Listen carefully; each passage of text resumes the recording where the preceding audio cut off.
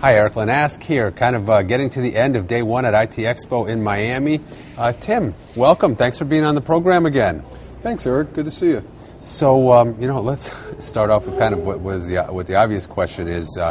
Recently had a name change from BillSoft to EZtax. Tell me about that.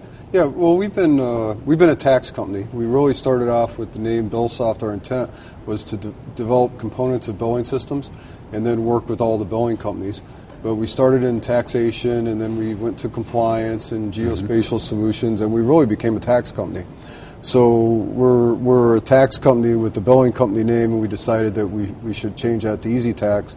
We've even had people come up to the booth and ask us about our billing system, which obviously, and we have tax all over it, but now we think that'll be clearer. And if there's people coming up asking about the billing system, there's probably people going by that need a tax system. Got it. So we just think it's aligning our name with what we actually do.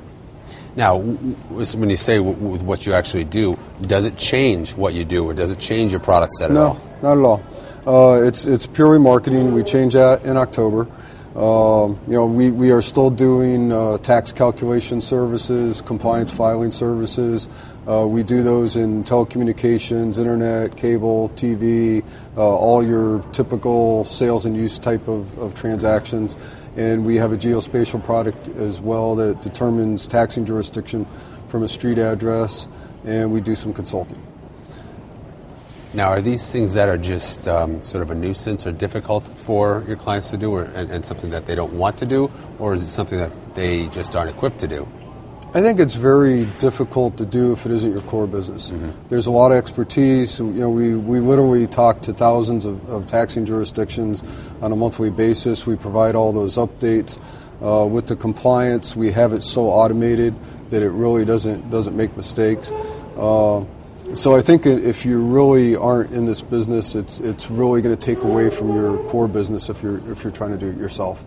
And we offer solutions that people can integrate with their systems so it just works as part of their operation. And we also offer outsource solutions. And I think the biggest component of our success and growth is our people. We really have a wonderful team that's dedicated. They really like doing this, and it's been a wonderful situation. So you mentioned the people being a driver of the success and growth. How's business been?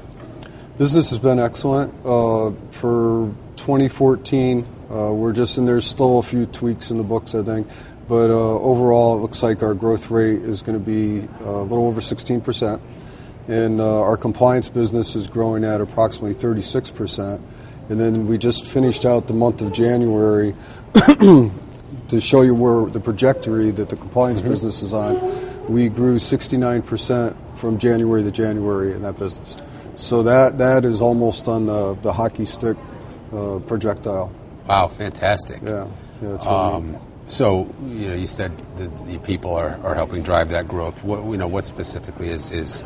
We spent a lot of time in the last couple of years putting an executive team together. So we really brought in a lot of high-end executives to run and be responsible for the individual components of the business, and we operate as a team. And then they've brought in, obviously they have their own teams, but it's really been a great transition for our organization. What do you see going forward? Well, we see continued growth. Most of our sales is word of mouth, which is amazing in itself. And I think that goes back to that team and that contact with our clients. They know that they can trust them and that they're going to get a response. But in addition to that, we feel that just by taking word of mouth or calls in, that really shouldn't be our core business of growth. That should be our gravy. So we're, one of the things we're concentrating on this year is, we've changed our name to EZtax. Our show is coming up in October, where we have a tax show that talks about topics in our products. But we're really going to start concentrating more on the sales part of the organization because, frankly, we just haven't. Got it. So, what kind of who is the ideal customer for you? An ideal customer is a business.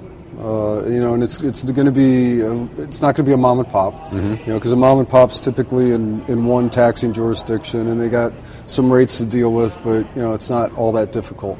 But as you get larger, if they have a complexity of products and services, if they have a regional or larger footprint, the tax implications with a lot of jurisdictions, they're all calculated in different ways. It becomes very complicated very quickly.